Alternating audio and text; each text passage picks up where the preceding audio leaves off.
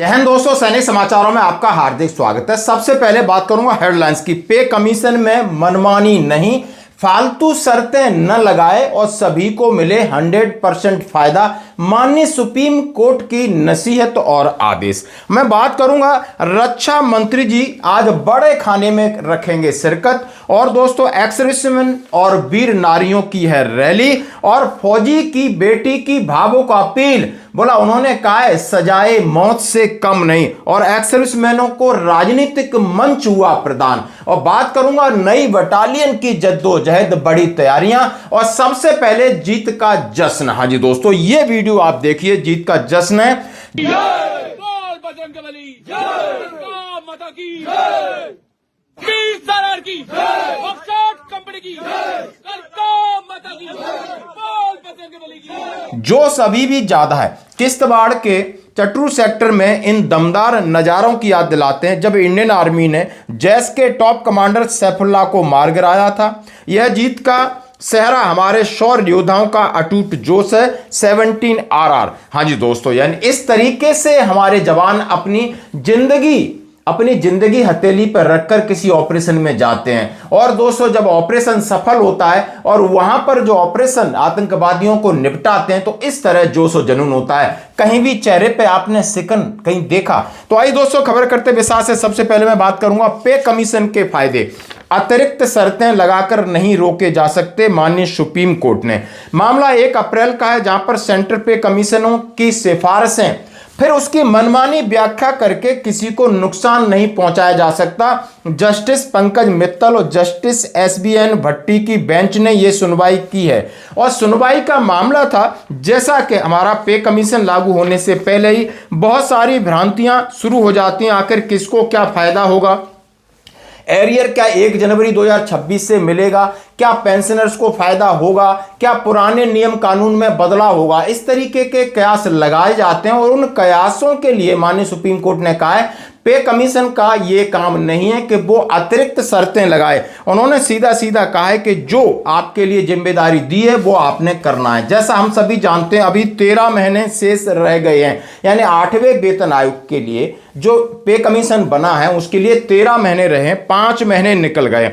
अब 13 महीने में क्या काम चल रहा है? यानी सुझाव भेजने की सीमा, यानी आप अपने जो मेमोरेंडम है वो 30 अप्रैल तक आप भेज सकते हो। बातचीत के लिए आपको अपॉइंटमेंट लेना है तो 10 अप्रैल तक आप ऑनलाइन अपॉइंटमेंट ले सकते हो। और उन्होंने कहा है जो फिजिकल विजिट के लिए सबसे पहले यानी अप्रैल 24 को उत्तराखंड में विजिट है। और उन्होंने कहा है कि जितने भी जो भी 18 सवाल पूछे गए उनके लिए भी विंडो अभी उन्होंने कहा आगे एक्सटेंशन कर दिया गया है। तो तमाम ऐसी चीजें हैं जहां पर उन्होंने कहा है कि कोई भी बदलाव नहीं कर सकता पे कमीशन। अब रही बात है, कहा जा रहा है कि नहीं 1 जनवरी 2026 से आपको एरियर मिलेगा और ये पे कमीशन छठे पे कमीशन की तरह आपको लंबे समय का एरियर मिल सकता है। 32 से 35 महीने की बात की जा रही है। अब ये जो मामला आया है माननीय सुप्रीम कोर्ट में और जिसके अंदर बॉर्डर रोड्स ऑर्गेनाइजेशन हमारे फौज का हिस्सा है, BRO का एक यानी JSU रैंक का, जिन्होंने शुरू में बॉर्डर रोड ऑर्गेनाइजेशन में जूनियर इंजीनियर कैडर में नौकरी शुरू की, बाद में कैडर विलय के बाद जूनियर इंजीनियर के तौर पर उन्हें पदनाम किया गया और उनका जो पे लेवल यानी 9 होना चाहिए था उसको 8 कर दिया गया। और इस तरीके केस के लिए उन्होंने कहा है, उन्होंने 7वें पे कमीशन का हवाला दिया है। तो माननीय कोर्ट ने आदेश दिया कि यह मनमानी किसी आपके तरफ से नहीं हो सकती। जो पे कमीशन का काम है वो करे, किसी की पे इसमें कम नहीं हो सकती। ये ऐसा आदेश था। धन्यवाद दोस्तों। अब बढ़ते हैं एक और अगली खबर की तरफ। जैसा कि बात की जा रही है रक्षा मंत्री जी, हाँ जी दोस्तों, सबसे पहले हमारे जितने आर्मी मेडिकल कोर के जितने बंदे हैं उनके स्थापना दिवस है और उनके लिए हमारी तरफ से शुभकामनाएं। और RR हॉस्पिटल है, वहां पर रक्षा मंत्री जी आज स्थापना दिवस मनाएंगे और जवानों के साथ बड़ा खाना खाएंगे। और बढ़ते हैं एक और अगली खबर की तरफ, यानी ग्रेवियंस रेड्रेसल एक्स सर्विसमैन वीर नारी विडोस ऑन 7 अप्रैल 2026। 7 अप्रैल को यदि आप एक्स सर्विसमैन हैं, वीर नारी हैं, विडो हैं तो बहुत बड़ी रैली है। कहां? 31 आर्मर्ड डिव के अंडर हो रही है। रिस्पॉन्सिबिलिटी आप देख सकते हो किस किस को दी गई है। और 7 तारीख है, 31 RT ब्रिगेड इसको कंडक्ट कर रहा है। सीधा सीधा आप देख सकते हो in has to come notice that grievance have been submitted by ex-serviceman बीरनारी बिडोच during the rally, और उन्होंने कहा उसके रेजुलेशंस अप्रूवल्स वहां पर होंगे। जीओसी साहब वहां पर बैठे हुए होंगे 7 अप्रैल 10 बजे at the direct communication carried out by colonel SS Mundalia, जो रिटायर्ड DIV के कर्नल हैं। और ये आप देख सकते हो इसमें कौन कौन होगा। तो जो भी आसपास के लोग हैं यानी 7 तारीख यानी 7 अप्रैल को वहां पर पहुंच सकते हैं। यदि कोई भी उनकी समस्या है उसका समाधान वहां पर होगा झांसी के अंदर। दोस्तों धन्यवाद। अब मैं बात करूंगा एक फौजी की बेटी की भव्य अपील। आप ये देख सकते हो, मैं आपके सामने ये रखना चाहता हूं। उन्होंने कहा है, और ये है हमारे फौजी उदयवीर सिंह झुंझुनू का मामला है। 6 तारीख के लिए उन्होंने आह्वान किया है कि मेरे पापा एक देशभक्त थे, 20 साल देश की सेवा की, बेकसूर थे और सामने वाले ने उन्हें बेमौत बुरी तरह मारा। हमारे सिर से पिता का साया उठ गया है। सभी एक्सप्रेसमैनों से राजस्थान के सबसे अपील की है। उदयवीर सिंह जी की बेटी अनमोल चाहर बोल रही हूँ। मेरे पापा सिर्फ हमारे पिता नहीं थे, इस देश के बहादुर सैनिक भी थे। 20 साल उन्होंने इस देश की रक्षा की है, इस देश की सेवा की है, ताकि हम सब, ताकि ये देश सुरक्षित रह सके। उन्हें क्या मिला? घर से चंद कदमों की दूरी पर वो सुरक्षित न रह पाए। 29 मार्च की वो रात हमारी जिंदगी की सबसे भयानक, सबसे काली रात बन गई। बहुत ही बेरहमी से हमारे पिता को हमसे छीन लिया गया।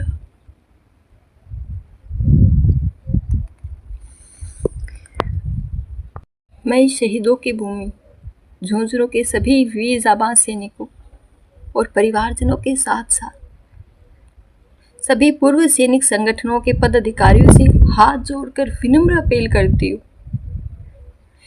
जिस तरह मेरे पापा ने 20 साल बॉर्डर पर खड़े होकर देश की सीमाओं की रक्षा की है, उसी प्रकार आप सब हमारे परिवार के साथ खड़े होइए। मैं अकेले नहीं लड़ना चाहती, मैं चाहती हूँ आप सब मेरे पापा के सैनिक भाई मेरी इस लड़ाई में मेरा साथ दे। मैं विशेष रूप से राजस्थान के सैनिक कल्याण मंत्री कर्नल राज्यवर्धन सिंह राठौड़ जी का आपसे विनम्र निवेदन करती हूँ। आप स्वयं भी एक सैनिक रहे हैं,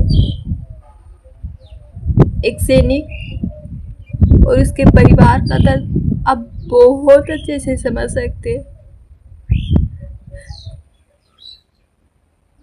मैं आपसे विनती करती हूँ, प्रार्थना करती हूँ, हमारी इस लड़ाई में हमारी आवाज़ बनिए। मेरे पापा को न्याय दिलाने के लिए हमारे साथ आइए।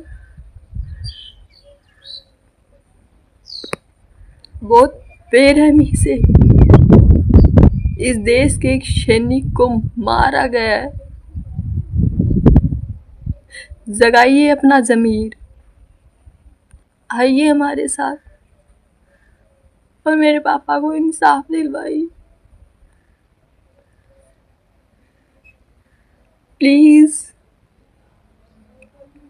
उनकी ये बेटी आप सबसे हाथ जोड़ के निवेदन करती है, प्लीज़ मेरे पापा को न्याय दिलवाइए। प्लीज़ मेरे पापा को न्याय दिलवाइए।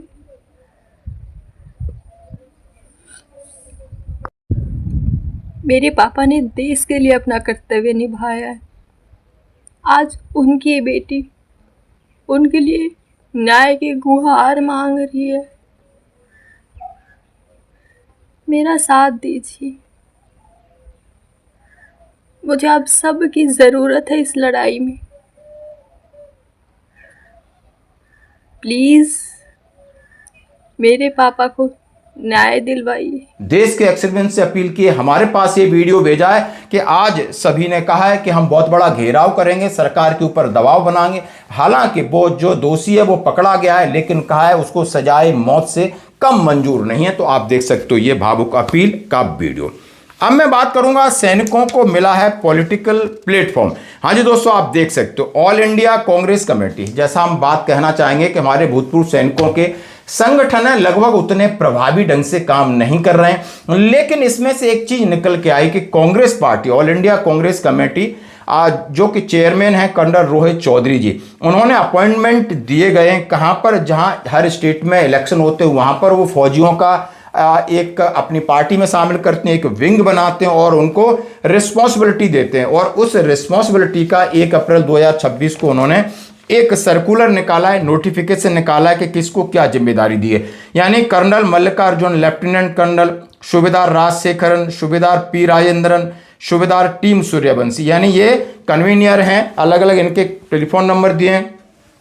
List of district chairman person, vice chairman person, exception department, Assam PCC, Assam के लिए अलग है। ये था इनका कैंपिंग कमेटी है, केरला की अलग है, जिसमें आप देख सकते हो नायक एस गोपाल, के राजेंद्रन, अलग अलग, यानी जितने सिपाही हैं, हवलदार हैं, यानी इन सबको रिस्पॉन्सिबिलिटी दी गई है, डिस्ट्रिक्ट चेयरमैन बनाया गया है। तो आप देख सकते हो कि एक पार्टी है जो यदि आपको राजनीतिक प्लेटफॉर्म चाहिए, यदि आप कांग्रेस की विचारधारा से सहमत हैं, यदि आप अपने मुद्दों को लेकर आप समझ रहे हैं कि कांग्रेस पार्टी हमारे सारे मुद्दों को लेकर के जंतर मंतर पर जा रही है, संसद में बात कर रही है और हमें जोड़ रही है, तो ये बड़ा अच्छा काम है। इस कदम का हम स्वागत करते हैं। जरा देखें ये न्यूज।